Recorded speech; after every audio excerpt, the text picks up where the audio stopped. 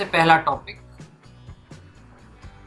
Electric current कैसे define किया जाता है, और उससे पहले सिंबल क्या होता है। आई इसका सिंबल होता है और इसको डिफाइन किया जाता है rate of flow of charge. यहाँ पे शब्द रेट आया तो रेट जब भी वर्ड आता है तो मोर और लेस इसका बेसिक इम्प्लीकेशन होता है वेरिएशन विद टाइम। ये आप कह सकते हैं कि आई को अगर आपको लिखना है तो amount of charge on time. तो चलिए इस फॉर्मूले का यूज देख लेते हैं। A charge of 90 coulombs passes through a conductor in 1 hour 15 minutes. Find the current. बहुत आसान हो गया, कुछ भी तो नहीं करना। सबसे पहले I is equal to formula charge दे रखा तो यहाँ पे 90 लिख दिया, यहाँ पे 1 आवर 15 मिनट्स है। तो मैं यहाँ पे इंफॉर्मेशन को थोड़ा सा प्रोसेस करूँगा, क्योंकि 1 आवर जो है वो जाता 60 मिनट, साथ में 15 मिनट्स है प्लस करके, तो टोटल हो गया आपका 75 मिनट। लेकिन 75 मिनट को आप सेकंड में लिखोगे तो 75 मिनट्स को आप जब सेकंड में लिखोगे 0.02। एक सिंपल सा डेफिनेशन का सिंपल सा यूज। अब करंट के बारे में काफ़ी इंफॉर्मेशन, जैसे आपने देखा कि ये आपकी एसआई यूनिट, और अगर हम इसके डायमेंशन के बारे में बात करें तो इसका डायमेंशन होगा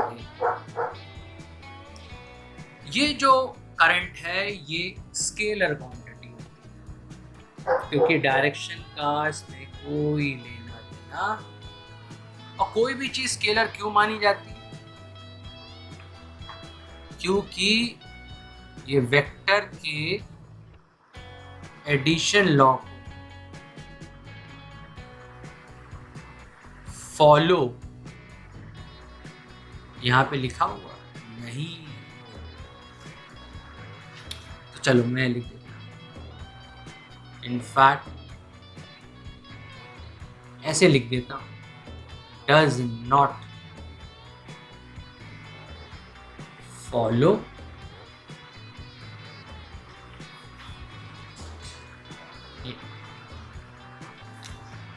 तो ये हो गया इलेक्ट्रिक करंट की बेसिक चीज़ें। लेकिन ऐसा नहीं है कि सिर्फ यही है, कुछ और भी चीज़ें होती हैं कभी कदार, तो उसको भी हम लोग डिस्कस कर लेते हैं। चलिए,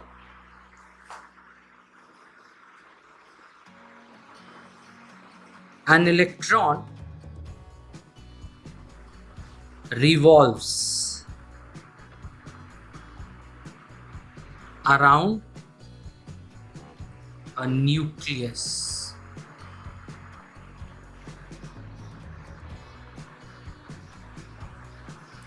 with the speed v.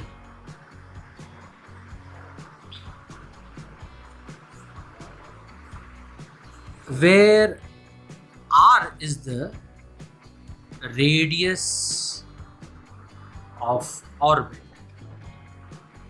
तो अगर मैं ये पूछूँ कि यहाँ पे वो करंट बता दो, तो करंट को डिफाइन करने के लिए यहाँ पर हमें यूज करना पड़ेगा चार्ज अपॉन टाइम।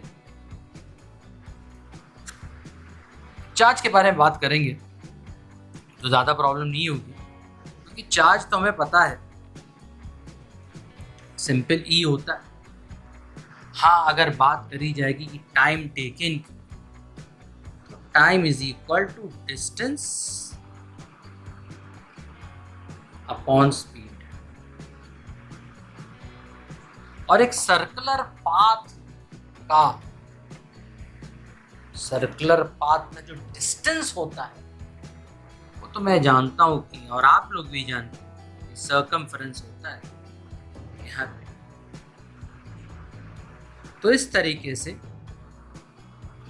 आप यहाँ पे टाइम की जगह 2πr/v का यूज कर सकते हैं और कैलकुलेट कर सकते हैं।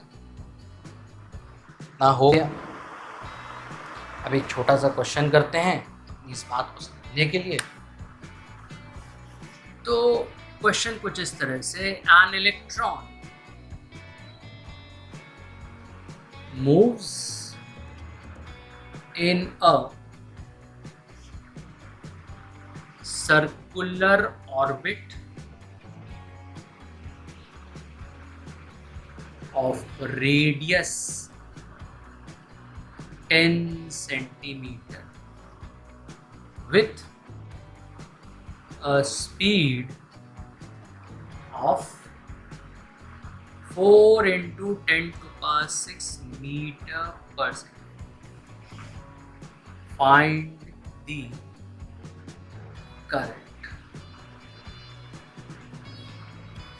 तो ऐसा करने पर हमें क्या मिलेगा?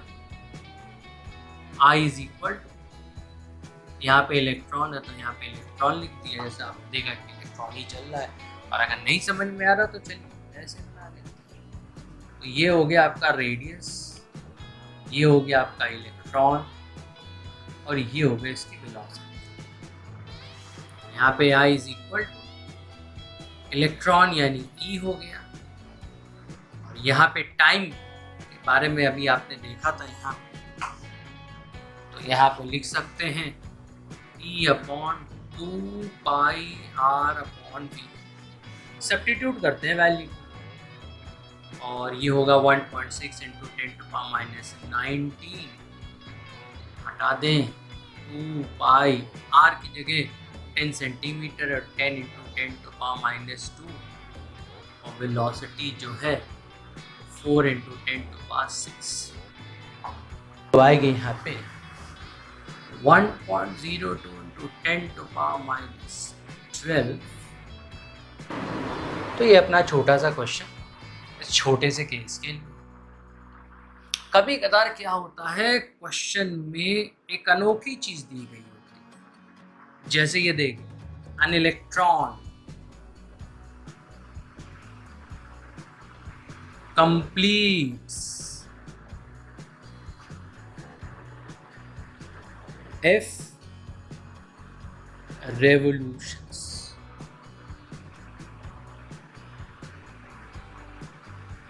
per second।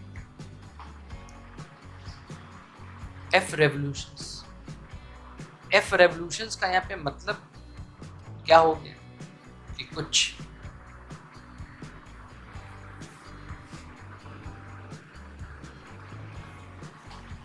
an electron completes n revolutions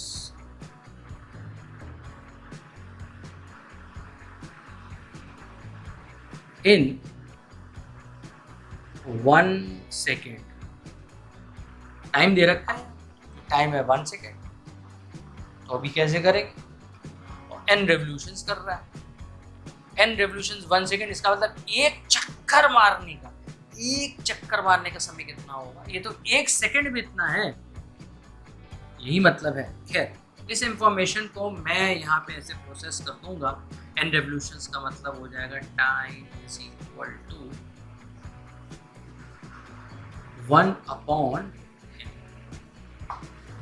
ये मैं ऐसे कर n रेवोल्यूशंस कर रहा है 1 सेकेंड, टाइम आपको बात। हाँ, क्वेश्चन, फाइंड द करंट। अब इस केस में करंट कैसे निकालो भैया? तो I इज इक्वल टू, फिर से ऊपर लिखेंगे चार्ज, नीचे लिखेंगे टाइम, और चार्ज कितना दे रखा है तो इलेक्ट्रॉन के बारे में तो 1.6 इंटू 10⁻⁻19 होगा। तो I is equal to charge upon time. Charge की जगह तो मैं यहाँ पे इलेक्ट्रॉन ही लिखूंगा।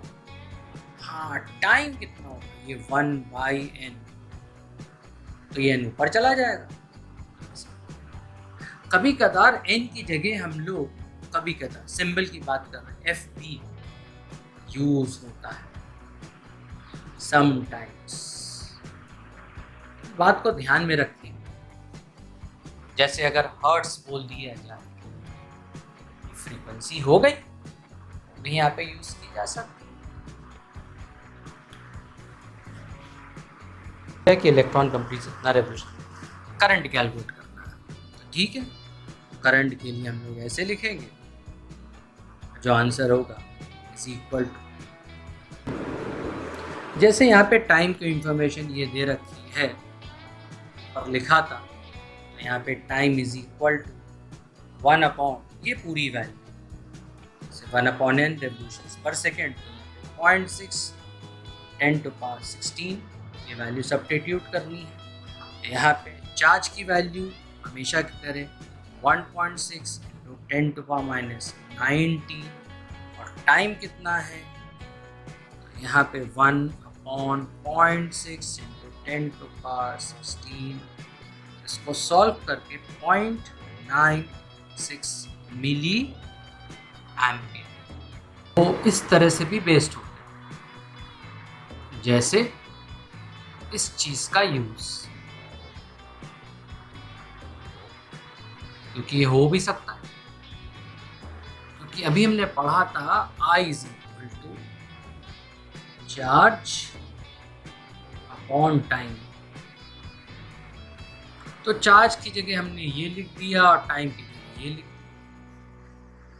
अब कैसे इसका एक एप्लीकेशन तो जरूर बनता है।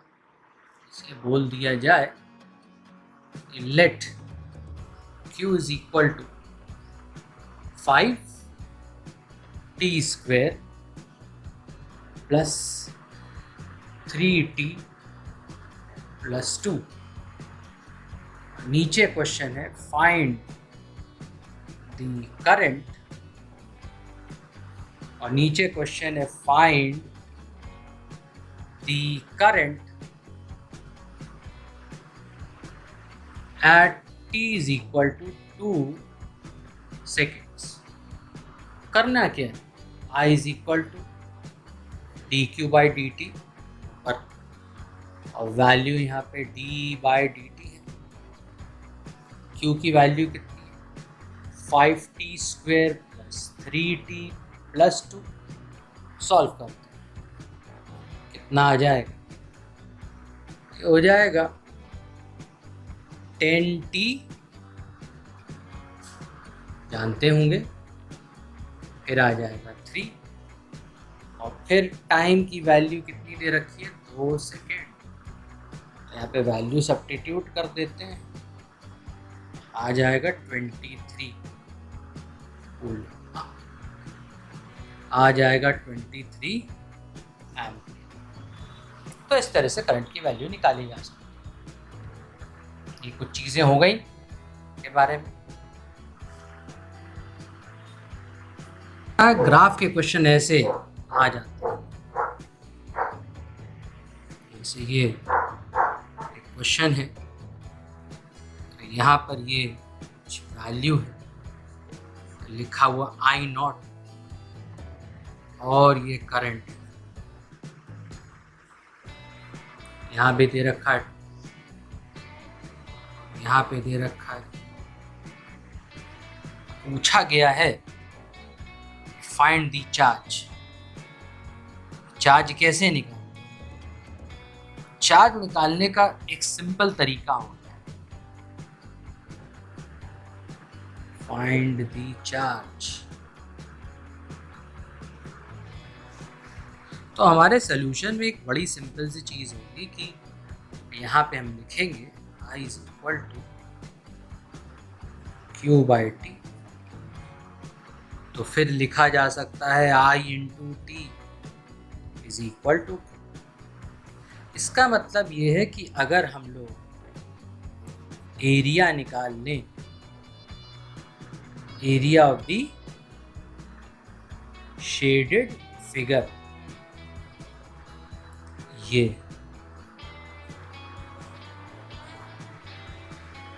कितना होगा शेडेड फिगर में से?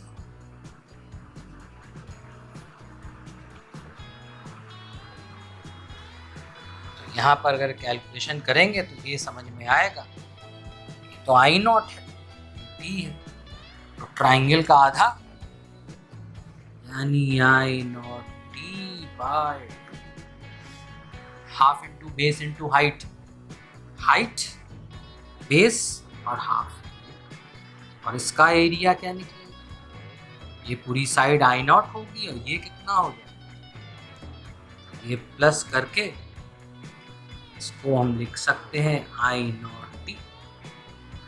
इससे आप चार्ज अमाउंट कैलकुलेट कर सकते हैं। करंट इलेक्ट्रिसिटी की ये बेसिक चीज। यहाँ पर एक और चीज का इंट्रोडक्शन होने जा रहा है, वो इंट्रोडक्शन जो है कुछ इस तरह से।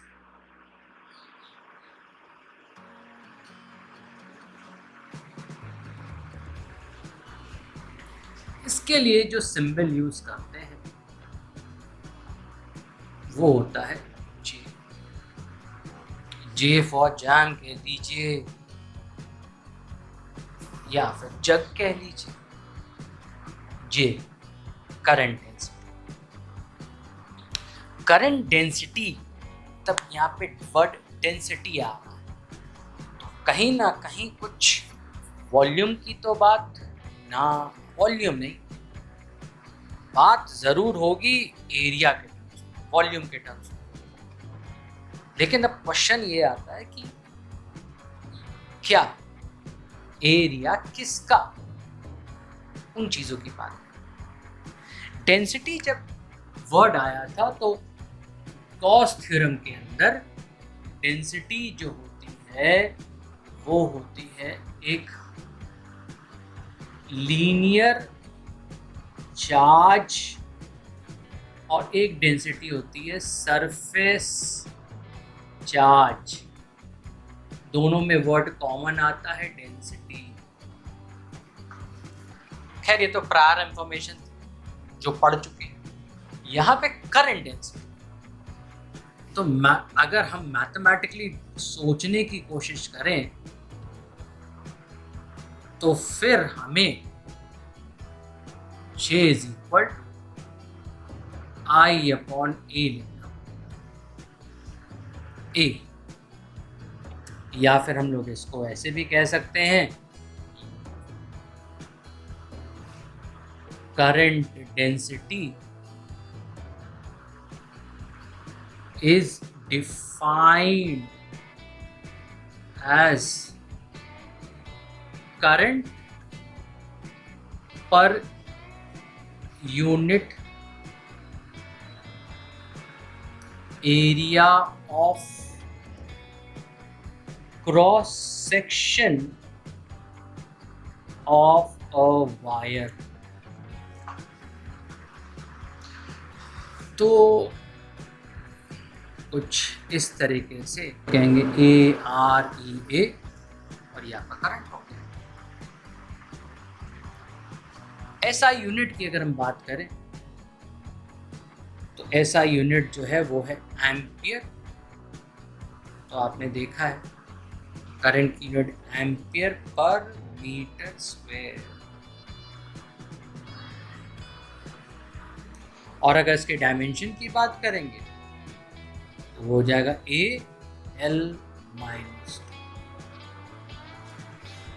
साथ में नीचे मुझे ऐड करना पड़ेगा ये करंट डेंसिटी जो है ये वेक्टर है और इसका डायरेक्शन हमेशा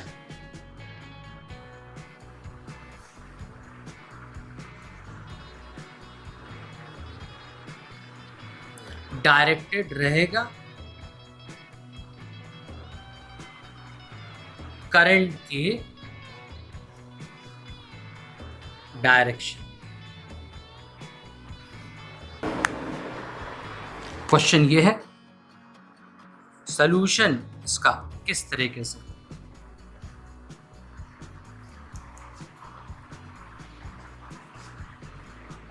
क्वेश्चन ये है, सॉल्यूशन सबसे पहले I इज इक्वल कितना दे रखा, 10 एम। एरिया कैसे निकालेंगे, वो तो आपने ऐसे करना पड़ेगा, पाई। अब डायमीटर दे रखा, डायमीटर की वैल्यू से डायमीटर इतना दे रखा, तो ये हो जाएगा 0.12 रेडियस होगा। सेंटीमीटर को मीटर में कन्वर्ट किया जाएगा और फिर उसका square.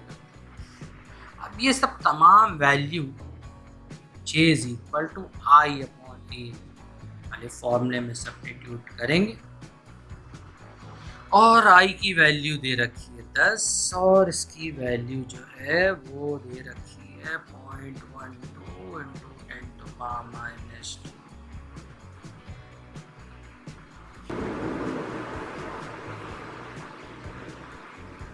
2.2 into 10 to power 6 unit ampere पर मीटर स्क्वायर। तो इस तरह से हमारा ये टॉपिक कंप्लीट हुआ।